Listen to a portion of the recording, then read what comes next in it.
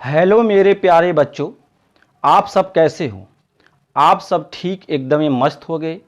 आज देखिएगा, आज हम तुमको एक और बेहतरीन टॉपिक के बारे में बताएंगे। ये जो टॉपिक है इसका नाम है संधारित्र का संयोजन। यानी संधारित्र का जो संयोजन होता है, हम इसको दो प्रकार से कर सकते हैं। एक होता है श्रेणी क्रम संयोजन और एक होता है समांतर क्रम। जैसा कि तुमने कक्षा 10 में पढ़ा होगा, यानी प्रतिरोधों का संयोजन, वहां भी था श्रेणी क्रम और यहां भी था समांतर क्रम।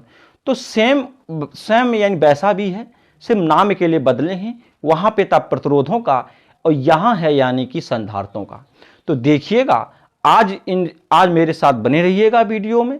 ये जो टॉपिक है बहुत अच्छे तरीके से बनाएंगे और आज ये तुम सीख जाओगे कि समांतर क्रम और ये श्रेणी क्रम संयोजन क्या होता है, क्या नहीं होता है। तो देखते हैं, आइए यहाँ पे देखिए ध्यान से।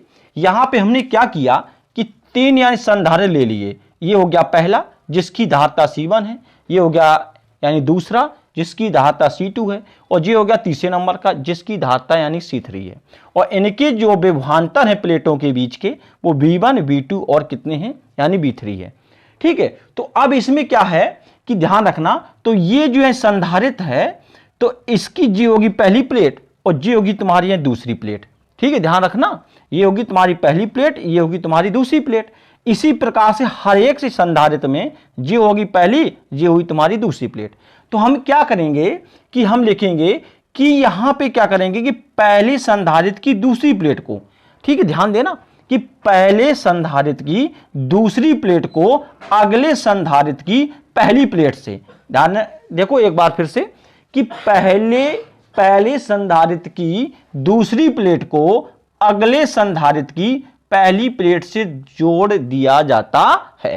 देखो यही यहां देखना, ये होगी तुम्हारी दूसरी प्लेट, ये होगी पहली, तो इसको दोनों को क्या कर देते हैं यानी जोड़ देते हैं। कहने का तात्पर्य कि माना तीन संधारित्र को या श्रेणी क्रम में इस प्रकार जोड़ा गया है कि प्रत्येक संधारित्र की कौन सी प्लेट को, दूसरी प्लेट को अगले संधारित्र की पहली प्लेट से जोड़ दिया जाता है। फिर क्या करेंगे कि पहले संधारित्र की पहली प्लेट को यहां हम आवेश दे देते हैं और जो अंतिम संधारित्र है इसकी दूसरी प्लेट को हम यहां से पृथ्वी से जोड़ देते हैं। राइट, ये बात आई समझ में नहीं आई? ठीक है, इसी प्रकार से हमने सेम जो बताया है, देखो एक बार और देखो कि माना तीन संधारित्र श्रेणी क्रम में, कौन क्रम में यानी श्रेणी क्रम में इस प्रकार जोड़े हैं कि प्रत्येक संधारित्र की दूसरी प्लेट को अगले संधारित्र की पहली प्लेट से जोड़ दिया जाता है। पहले संधारित्र की पहली प्लेट को क्या देते हैं, आवेश देते हैं, और तथा अंतिम संधारित्र की दूसरी प्लेट को हम पृथ्वी से जोड़ देते हैं। यहां बिंदु हमने ए माना, यहां पे बिंदु हमने कितना मान लिया, बी मान लिया। सेम चीज यही लिखी है जो मैंने तुम्हें यहां पे बताया है, सेम कंडीशन सेम चीज यही लिखी है। अब यहां देखना है, तो हमने फॉर्मूला पढ़ा है, तुमको भी पता होगा, V बराबर, ठीक है, तो V1 बराबर हमारा क्या हो जाएगा, Q/C1 हो जाएगा। क्यों? क्योंकि आवेश इसमें समान है, क्योंकि आवेश प्रत्येक संधारित्र पर कैसा है यानी समान है, और यहां पे संधारित्र और नए विभवांतर ये सब अलग अलग हैं। राइट, तो अब देखिएगा यहां पे, तो V1 बराबर Q/ कितना हो गया, C1 हो गया। इसी प्रकार से V2 बराबर Q/ कितना हो गया, C2 हो गया। यहां पे V3 बराबर Q/ कितना हो गया, C यानी 3 हो गया। यदि लिखेंगे, यदि बिंदु A व B के बीच तुल्य विभवांतर, क्या लिखेंगे, तुल्य विभवांतर कितना हो, V हो। ठीक है ना, मतलब इनके बराबर में एक पूरा टोटल आल टू आल इनके तुल्य में, इनके समान एक विभवांतर कितना हो जाए, V लगा दिया हमने। राइट, तो यहां पे इनको सबको ऐड कर देंगे, V1 प्लस V2 और प्लस कितना हो गया, V3 हो गया। राइट, अब यहां पे रखेंगे हम, तो V बराबर मान रखेंगे तो Q/C1 हो गया, Q/C2 हो गया, और Q अपॉन कितना हो गया C3 हो गया। जो V1 V2 और V3 के जितने भी मान थे, जितनी वैल्यू थी, वे उठा करके यहाँ रख दी। अब हम यहाँ देखेंगे Q का यहाँ पे क्या मिल जाएगा, हमें कॉमन मिल जाएगा। तो 1/C1 हो जाएगा, 1/C3 हो जाए, C2 हो जाएगा, और यहाँ पे 1/C3 हो जाएगा। समीकरण नंबर कितना हो गया, फर्स्ट हो गया ये। ठीक है ना, इतनी बात आई समझ में। अब हम क्या करेंगे, यहां ध्यान रखना कि ये तीन जो यानी संधारित्र दिए गए हैं, इन तीन संधारित्रों के तुल्य, मतलब इनके बराबर, इन तीनों के बराबर एक ऐसा संधारित्र लगा दें जिसकी तुल्य धारता कितनी हो, C हो, जिसकी यानी तुल्य धारता कितनी हो, C हो।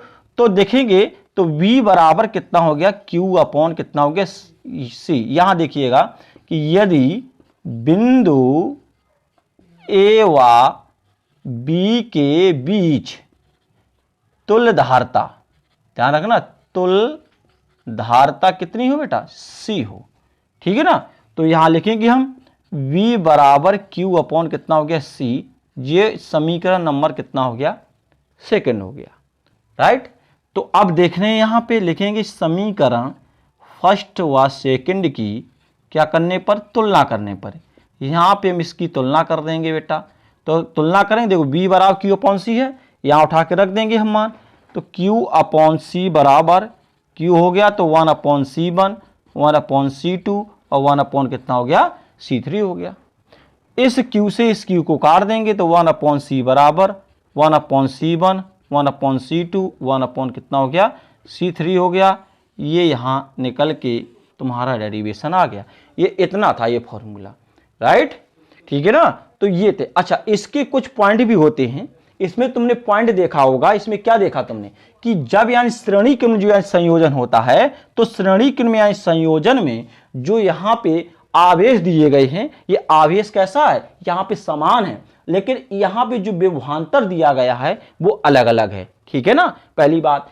और नंबर दूसरी बात यह है कि यदि हम n संधारित्र, कितने n, अगर हम n संधारित्र को या श्रेणी क्रम में जोड़ दें तो इसकी तुल्य धारता जो होगी वो कितनी हो जाएगी बेटा, C अपॉन कितनी n निकल के आती है, कितनी आती है, C अपॉन n। ये एक नंबर में पूछा जा सकता है।